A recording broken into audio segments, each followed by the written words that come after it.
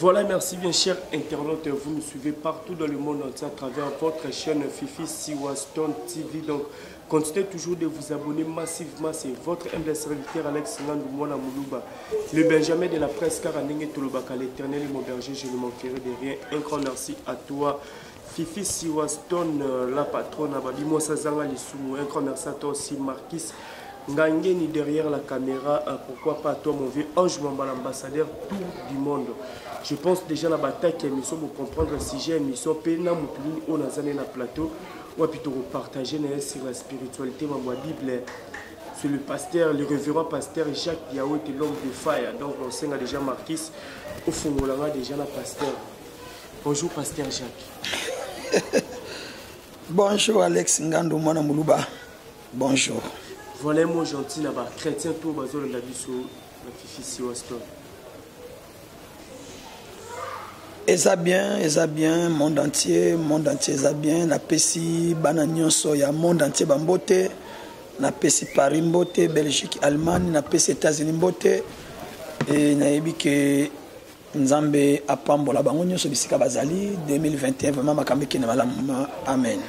Voilà, amen. Nzambe apambola batu nyonso 2021 makambo eke ne malamu. Pasteur Jacques Ozali, le numéro 1 église corps du Christ. C'est ça ce qu'il a besoin. Mission pour Christ. Mission pour Christ. Donc, bonne santé église. Santé église est bien. Toza na préparation ya séminaire. Et thème ezali église dans l'enfer. Yango nde tolobi la mikolo na radio. Yango plutôt la mingi na TV mikolo yo et to kotipe na YouTube. Na yebi ke laisser le programme za séminaire ya église dans l'enfer. Voilà, séminaire église dans l'enfer. Pourquoi thème voilà l'église dans l'enfer? Bien aimé dans le Seigneur, tu as la église dans l'enfer par rapport à quoi? Église dans l'enfer par rapport à Yakotali Saba Nanzambe que tango komi pene Yesu Masiya azalikoya. Et lokola Yesu Masiya azalikoya fotomi lengele pona kokutana mokonzi. Tu as la église du fils que oba tongi, mais le véritable église ezali na bomo ya mutu. Dobo moya mutu yango nde ezali temple ya Nzambe tata. Donc soki nga na bebisi nzoto na ngai et Nzamba ko sepelate. Donc yango ezali église. Donc église ezali en garde autovandité. Ezali ba sheraton ba tongité. Mais le véritable église ezali temple ya Nzambe tata yango nzoto na ngai. Donc soki na bebisi nzoto na ngai et Nzamba ko sepela ngote. Donc soki tozui livre ya 1 Corinthiens chapitre 3 totangi na verset 16. Ce qui n'a pas santé, oui ça. Tozui livre ya 1 Corinthiens chapitre 3 verset 16. Balobi totangi na commencement que sobi. Ne savez-vous pas que vous êtes le temple de Dieu et que l'esprit de Dieu habite en vous. Na 17 balobi et si quelqu'un détruit le temple de Dieu, Dieu le détruira car le temple de Dieu est le saint. Donc ce qui mutabe si nzoto ya Nzambe tata ezalo ka bebisi temple ya Nzambe.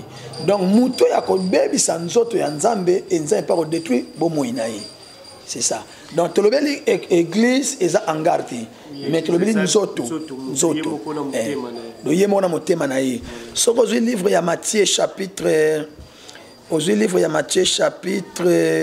21. Matthieu chapitre 21, tout tangina combo na Yesu Christ Matthieu 21. Tozui Matthieu 21, tozui verset 12. Alobi, Jésus entra dans le temple de Dieu et il chassa tous ceux qui vendaient et qui achetaient. 12 ans. Oui. Tous ceux qui achetaient dans le temple. Il renversa les tables des changeurs et les sièges des vendeurs de pigeons.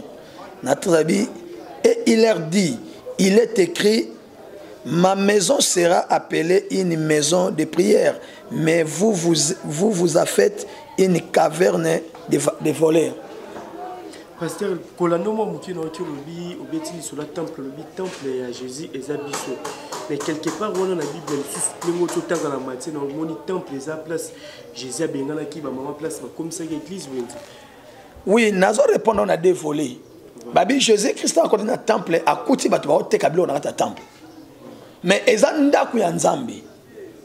Donc ba pese exemple que nzoto nanga soki na koti si mabe Nzamba kozasuna kata nzoto nanga te. Donc de même na kati église lelo, na église lelo, mabe ko na église pasteur azomona. Bondumba na kati église pasteur azomona. Moyibi na kati église pasteur azomona. Mais likambo ba pasteur pe en fait ba makambo ko ni belé temple ya Nzambe ezanzo tomo. Mais comment on appelle na kati église ba PD ba lesbienne na kati église. C'est qui va pasteur bazo encadrer ba ndimi bien que papa nous dans la Bible wat. Nous dans la Bible livre ya Osée. Oui. Osée chapitre 4. Tokende. Oui oui. Osée chapitre 4. Verset 1er. Alors, écoutez la parole de l'Éternel, enfant d'Israël, car l'Éternel a un procès avec les habitants du pays parce qu'il n'y a point de vérité, point de miséricorde, point de connaissance de Dieu dans le pays. Ce qui nous a abandonné, azana esambiselo na senatango à cause de l'union soana. Moutoko ya pédé l'église, mais à cause de ma pédé. Moutako ya lesbienne église a comme lesbienne était musala l'église nini mais parce que l'église est belle bon profiter même que pédant roya au sala ba action bon on a besoin bafla resoma bafla facilement tout ça parce qu'on préfère garder bon na lobité na français non na swahili ya pas mais ça en réalité otozomona la bomboka pe na l'église de biso papa na zo bisa yo église dans l'enfer et mimi problème voilà donc téléphone est panzana. Tu vas comprendre l'église de l'enfer c'est quoi. Nabi muta qui pédé mais ma pédé ti. Voilà. Muta qui lele arozonga mutu. Donc l'église veut zalaraté. Catch. Ngandu. Donc nous avons le bi na ozabi ana procès à ça sanan. Biso pasteur. Na Jérémie 23. Toujours dans ta Bible, Jérémie 23. Jérémie 23, allô bien. Malheur aux pasteurs qui détruisent et qui dispersent les troupeaux de mon patrouillage, dit l'Éternel. C'est pourquoi ainsi parle l'Éternel, Dieu d'Israël, sur les pasteurs qui pèsent mon peuple. On a combien de temps dans la Bible? Ma pasteur oyo bazo bebi sabana nzambe et puis bazo chamala comme bena bana nzambe. On a combien? Parce que l'église est belle, enseigner comment avoir la prospérité. Alex. Zolibala, Zomobala poto. Alex. Nzambe sa bongsa libala kana na mboka na ye. Abongsa bana kala. Le problème c'est quoi? Tozonga na likambu ya oyo babi la repentance. Alex, dans Jérémie 33, 3, il dit, invoque-moi, je te répondrai et je te montrerai des choses cachées. Donc, il y a invoqué Nzambi. Nabo solo, Nzamba ko l'action makambo ibatama. Oza libala, oza musasa obangi Nzambi. Mais yo bangi Nzambi te oza musala ngondengini. Obangi Nzambi te oza libala ngondengini. Obangi Nzambi te okoza mbongo ndengini. Na Malachie chapitre 3 verset 7, Nzamba zo tuna mutu, pourquoi tromper-tu-il? Dieu. Toko sanzambe na ba dimi na ba offrande na ba action de grâce. Nzamba pas mlondengeni. Non. Donc ce qui te le que église dans l'enfer ezali mutu na ba comportement na ye na ba action na ye na ba makambo sala et puis nzambe sengote ngando. Alors faut tozonga na repentance. Tozonga na bolingwa liboso ya premier amour na nzambe. Donc, si on a tel peu bien répandance, il faut que ma pasteur. Oui, biso ba pasteur, photo tout bela, to ya pas biso ba pasteur de bebisi bana nzambeti. Mutu so obenga ba moya na église abina oyate parce que pasteur on a abetsanga libakuna makamuna ya luba. Mais oui, to yo kaka. Église wana nga pasteur wana no kesu. Église na okende pasteur wana alobaki na makamabe. Pasteur wana alinga ba pese concerté. Pasteur wana azalaka boyi. Pasteur wana. Tu vois. Donc, ceux qui ont pasteur, je vois brebis perdu, ils ont ça en là. Mais yo pasteur, tu es aux pasteur, au compte à ma rançon, il y a jamais pénétré, au compte à mon athée. Moi, ça poule na bangot. Mon fongolé linganzela, au compte de place fait la coma. Donc, pasteur, on a doué au compte à ma jamais pénétré. Voilà, merci, vous êtes nombreux, vous nous suivez partout à travers votre chaîne Fifi Siwaston TV. Donc, abonnez-vous massivement, partagez, commentez et aimez nos vidéos. On a des forces, Nabiso.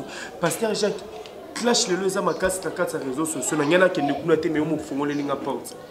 Moko ya ba collègue na otanga kombote yomo pe na si ozo ka déjà mais ko akomi ba romo bengi na romo Pasteur Warriors. Pasteur mo bimisa ba prophétie.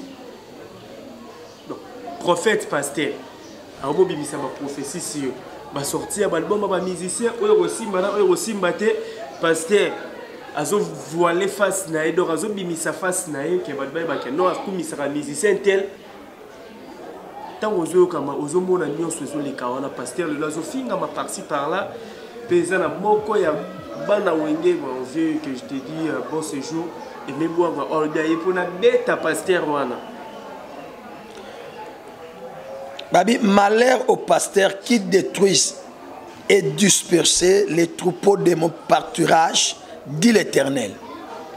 Mawana ba pasteur oyo bazali kote ya bana nzambe kamabe et puis bazali ko bebi samite na bana nzambe.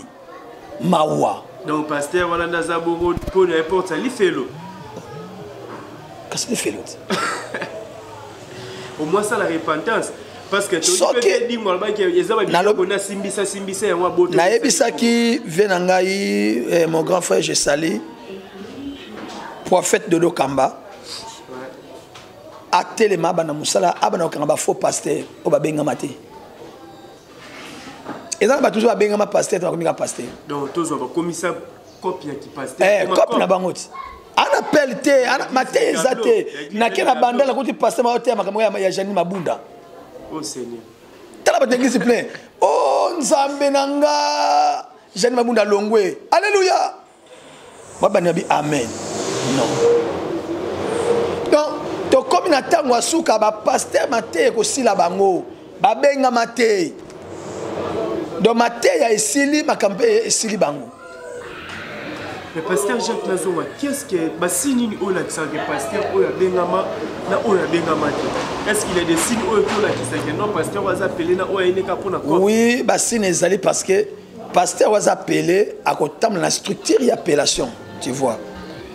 Ya le la bien boza na chaîne oyo, boza na ba structure boza na musana ngo. Donc ceux qui boza na structure te bo sa musala. Donc pasteur oya bengama azana ba structure ya nzambi ayoka ka muté ba faut Saint-Esprit lo belangai avant de faire quelque chose il faut na volonté nzambe mais ce que pasteur ozo ka mungu nzambe te comme ka mungu ya yomoko mais comme ba sentiment o tshebo nzo na kate na msala nzambe e ba ndinga passer na vani bonena zaka boye na vani ka bona na ba ka nzamba la kisingai we ranson na bisalibu mona 2022 non et simbate donc nzamba ko la kiso mara non baza bato nzamba keli. Voilà. Mais le lenge na bango na ngai ekobela te. Mais toza biso no so bato ko bongo li sape we rande to ka kazara misala mabe. Non. Tolobi wana te. Via wera na vi na ngai eza ndenge moko te. Oui, wera aza mutoko te ya ye. Soka ya Yesu Masia, to ya na ngamu na biso. Mais wera pas za la papa pasteur, pour moi c'est la pasteur. Maman pasteur na papa pasteur. Voilà des couples chrétiens. Je salue maman pasteur Sylvie Mampata. Tala. Viens nga wera priaka. Makasi. Moi ça viens nga wera a priaka. Viens nga wera a priaka. Mais na kota makama wera te, italinga te. Voilà. Asa viens nga ya bandal nga bimona bandal, viens nga wera a priaka. Mais makamna na salini na kota te. Eza vie privée na ye. Donc na kotikela makamna ye, nzamba yebininga ma programme wera. Mais na kotika ba patete ba pesingai na bana ko lobela makambo ya ba redia misi makambo ya ba fali makambo ya ba te na bepesa crédibilité ya komba Yesu moni Yesu azanza mo jaloux. Oui donc azanza mbe jaloux nous allons la mosta mubali mosta ki mubali na zule mbana na kauka ba obeba na déjà so nzamba lobi ko sangisa banzambe mosusu te liboso nanga. Exode 20. Oui, pour l'éclaircissement. Exode 20.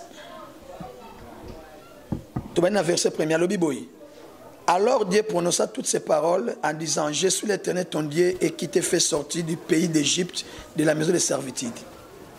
donc aza nzambe na nga nzambe na yo mais tant aza bika aza nzambe na ngai alobi so nini abi na bimisi yo na pays d'Égypte na mboka ya sate na mboka mabe cela veut dire nazalaki mutu ya mabe alongoli na mabe ayi na nga so na ngambu na ye so yoka ba principe alobi tu n'auras pas d'autre Dieu devant ma face yo za banzambe combien alors nzamba pambla yana ngapa tsingo yimusoko bisika zalobi yo pasteur epanga ngokena lugani omoni ngani nazaboyi mukolo moto na kepanganga nganga za lote nganga tala nanu neti ba moya boyi nganga osula te mais nga soki piscine ki quelque part na route na piscine sur na piscine mais nganga oza vete sune langa bala bakate banganga wana bala bakate yemona nubana na ye baza bakina rapoto nganga poto ne remema na poto voilà ah tindi ko na posongo bana eloko te père mona bumbu na moi eloko te mais na butu grand boss na France homme d'affaires voilà mais na moi baso ba père ngolipa ndinga banganga yo pasteur comme banzambe combien nazaka na nzambe moko ka Jésus Christ de Nazareth on a bangaka on a selaka ye à part yesili le reste ba batu so yo pasteur na banzambe combien nango so comme au servir nzambe ya Yesu Masia na nzambe ba frère nani te yango te donc tozana appel direct na appel indirect donc mutu azana appel indirect eza mutu atanga na inikini ayebi français ko ba bien na deux versets na ye asali gablo na ye yango zo na tsoba ba kende au moins na remplacer l'église te bongo te. Voilà, merci pasteur Jacques Tozo qui est vraiment la souka. Une petite question avant tout Kabona. Tout fan na la mambo ba pasteur les bombarder na ba réseaux sociaux au monde moko ba pasteur il y a ba collègue do ba pasteur solo ko taka comme pasteur Marcelo pour s'attaquer à l'église catholique pour dire qu'il y a tout basambela na l'église catholique basée na 4 salles d'attente il y a l'ifelo on te l'église catholique et ni savait ba pasteur et mêlé au te li to rota rapé ba comboté l'église catholique azala même na pouvoir sur marabout politique il y a monde entier mais le pasteur Marcelo pas comme ridiculisé par votre catholique quelque part oui quelque part non oui non bon, na répondre que on a dévolé. Voilà. Ngapna butana catholique. Voilà. Nazala servant, na Saint Charles Loang na banal na pesi papa na ngai abe mimi mbote na Afrique du Sud. Nazala servante. Oba servant gaz bazaka nango. Na bondumba tout na lokuta. Nazala servante. Kembo kuna nazulu. Singa sansoir papa. Un peu système communion peu on va se appeler chez Balba on a bien ensemble comme on va bien ensemble Jacques Sanders chance na semble l'église catholique le problème c'est quoi tu as une ignorance to yeba kiti ngana nyoka mina grotte na lela na grotte na solution te wana mère na père na missioni nga mwana catholique vous comprenez la bande na Saint Charles Loanga no donc pour mon abbé mi faut mon biso ba Jacques yo na pesi mon ami docteur Luminuku Chesko na l'hôpital maman Mutombo di Kembe tu vois on doit ba massa na ngai to na servant le problème c'est quoi toujours dans la Bible nzamba le bien Exode alors bien tu ne feras point l'image taillée ni représentation quelconque des choses qui sont en haut ni en bas toko et puis na verset 5 tu ne posteras point devant elle, tu ne serviras point, car moi l'Éternel, je suis un Dieu jaloux. Mais non, quand on a solo ponani. Bisika vena ngazali bambote, vena ngate la vérité. Alobi église catholique, ezali ça d'attente ali se faire. Mais na kata catholique, tu as ba franc-maçon, tu as ba cabale juif, tu as ba illuminati. On a tout on a kata catholique. Mais oui, ezali. Le bendo bimana catholique mana mo bichebe noté te nazalaka ignorant na yebaka te so tango ba ko tenga maki no vrai nzambe zaka nzambe ka moko Yesu Masia ne na boyango masala le mabete alors que dans la Bible donc c'est la Bible ce que muto comme on a passé o ya zama so idolâtre ya makambwana abi to fuka mela ke côté to ku donc na le baka ngai na bana baza pena ngai to kumisaka Yesu Masia do bana nga bazwa nzambe te OK pas mutu mo basale ke mutu ya pasteur Jacques o tona chambre o te na nzambe te zo ba zu pema na ye na okende parce que bata catholique pe bazo déclarer ba lobi croix o ya tia na sima na ye na chair Il y a le bima en église catholique, on te dit que croire les à la rapport à la catholique. Il y a des croix kabbalistiques, il y en a croix franc-maçonnique, il y en a croix catholique, il y en a croix christianisme. Tu vois. Donc le problème est que Moutou a comme idolâtre, c'est véritable la vérité. Il y a le frappeur, on a tiré la frappe au lingate, on a des démons. Donc Marcelo, il a bien dit. Tant que comme on a ignorance, mon frère, mon peuple est péri par manque de connaissances. Il y a la Bible, il y a comme le remonté. Donc, au lieu de faire la repentance, la reconnaissance de Dieu, tu me dis, oh, t'es bon côté. Faut te zonga, c'est aussi tu contre la repentance. Donc, sur la Talibia, na ba pape, tu fais ça la repentance. Donc, ne quoi adorer et qui comprend ni. Et ça n'a dit. Pour mère n'a adaya koufati. N'a pas fait et que comme on a bien tourné dans chambre de la ngoti. Père n'a pas adaya à koufati, à sekwati. Tous les prophètes qui ont abimate, ils ont mutumo abima, ils ont Jésus-Christ. Alors comme ça mutumo abima. Et puis mutumo nani a gangi ça ma belle sangani. Babi non, cet homme là a habitué de photo bimisera babimisaï. Ma Maria koufasi quoi t'es? Donc, ma Marie honneur parce que à même qui me continue à l'ibumunaye. Mais ce n'est pas à quoi adorer ma Maria. Ma Maria, moi c'est toko. Allez qui m'a marqué dans le Voilà, merci pasteur Jacques. Comme dans ce programme l'église, les années séminaire et évolué comment? Ma programme église Ali Boye donc le 1er janvier parce que en 2020 tu as toujours intercession, délivrance, mais donc, à partir du 1er janvier, nous avons un thème, l'église dans l'enfer. Donc, le 1er janvier, le 31 janvier, tout ça, tu as un séminaire. Donc, lundi, mardi, ils en ont Tongo, mercredi, ils en Tongo, jeudi, ils en Tongo, vendredi, ils en ont Pokwa. Dimanche, ils en ont Tongo. Donc, tous les 31, tout ça, un séminaire, thème Ezali, église mission, église dans l'enfer. Oh, il y a l'ingé qui soutenir Evre Nzambe, numéro d'Angezali 090 35 38 367. Et na pesca ka famille, il y a mibiso, ah, mon famille, il y a bien. Si, famille Ganouma. Na zuba Ganouma nyons na sangisi bango, na lek na bango Larissa. Na sangisi na pesi moto de tozi Lisette Ganouma, tozi Tati Ganouma, tozi Bibi Ganouma. Tozi Laurent Sikyo ba ganu mango ebele surtout sangisi bango nyonso bambote na bango na bosa ni pété bana nyonso mission pour Christ bambote na bango ba bazo sunga musala nzambe moni koleka na YouTube ezaka mbongo donc soki mbongo ya toleka na YouTube te tozana na toleka na sala émission siko na radio mbongo kaka lobi na télévision mbongo kaka. Donc, il y a un soutenir Moussala Oyo, numéro na yango na pesi 090 35 38 367. Na pesi bana nyonso ya Paris Mbote, Papi Mabashi Mbote, na pesi petna ngai Zakai Kadafi Mbote, na pesi équipe memba ya Canal One. Chico Ferre na Paris Mbote. Merci pasteur. Donc les alliés c'est moi yamba yo pour na éclaircir pe bana ya ba chrétien tout donc ba la kotambola na tout droit tout tika kolanda ba gauche droite pasteur Jacques Azawana numéro Zawana oya zala besoin ba conseil ba prière ba kamobele ko soutenir pasteur Jacques numéro yango wana apesi un grand merci à toi Marquis Ngangeni qui était derrière la caméra. Merci à toi encore Fifi Siwa Stone Babimo Sazanga de Sumo. Un grand merci à toi mon vieux ange mon l'ambassadeur tour du monde le patron de Plus 33 Costa Béton, mon vieux Yannick Yakuza, Dadi Yakuza, la puissance, grande puissance, vous êtes aimé Bélé l'international, Glodingonda. Vous continuez toujours à s'abonner à la chaîne Nabino, Fifi Siwaston TV et n'oubliez pas de partager. Quant à moi, je vous retrouve déjà à la prochaine numéro. Ciao. Merci.